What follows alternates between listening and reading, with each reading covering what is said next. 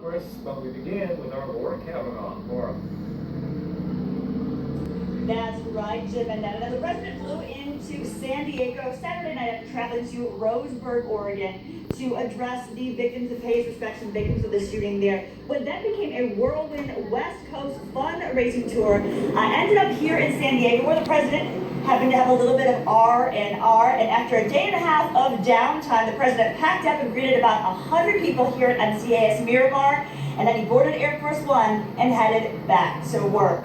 Now, the president hit the links for an early round of golf at Crosby Golf Course in Rancho Santa Fe early this morning, thankfully wrapping up the action before a bit of rain started coming down. The president's motorcade departed for MCAS Miramar just after 1 this afternoon, and when the president arrived, he was greeted by more than 100 well-wishers. Some were standout Marines selected by military leadership, others invited guests by the White House. But the president emerged from his SUV sporting a casual button-down and dress slacks, and that was the theme for the trip: leisure and relaxation. Now, President Obama was greeted by cheers and worked the crowd, high-fiving some and shaking hands with onlookers, including Jada Cade and her 19-month-old daughter, who says seeing the president for the very first time was a dream come true.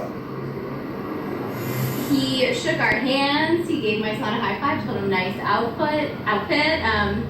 It was, it was a long wait and it was really hot. And then as soon as he got here, I mean, the energy just exploded, and I feel so proud to be a part of it. Were you able to say anything to him? As he said, thank you for your service. It's just always a thrill to have the President of the United States in our city, and I'm glad he had a good couple days. If you did.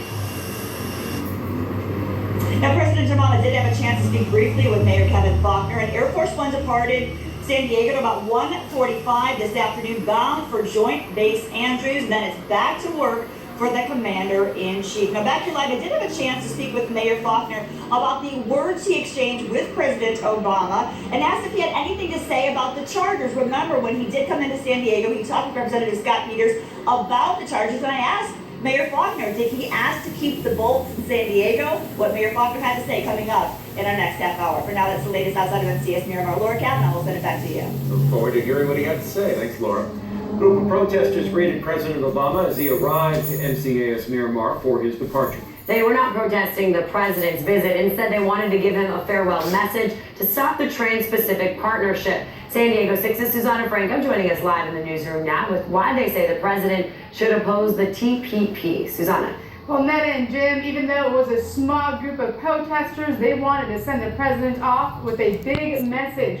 Stop the TPP in its tracks. They say it's not good for the American worker and it's bad for our economy. Now, the group gathered near the east entrance to MCAS Miramar all morning long in hopes to catch the president's attention before he departed San Diego. Their persistence paid off, one of the protesters snapping these pictures as Mr. Obama's motorcade passed by just after 1 o'clock. They were protesting the proposed Trans-Pacific Partnership trade agreement, which involves 12 Pacific Rim countries and is now before Congress.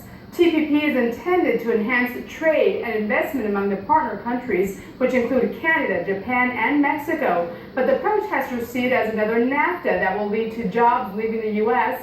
and other ill effects on the U.S. economy. The group calls itself the SoCal Fair Trade Campaign. They felt today's departure was a good opportunity to get their word directly to the president.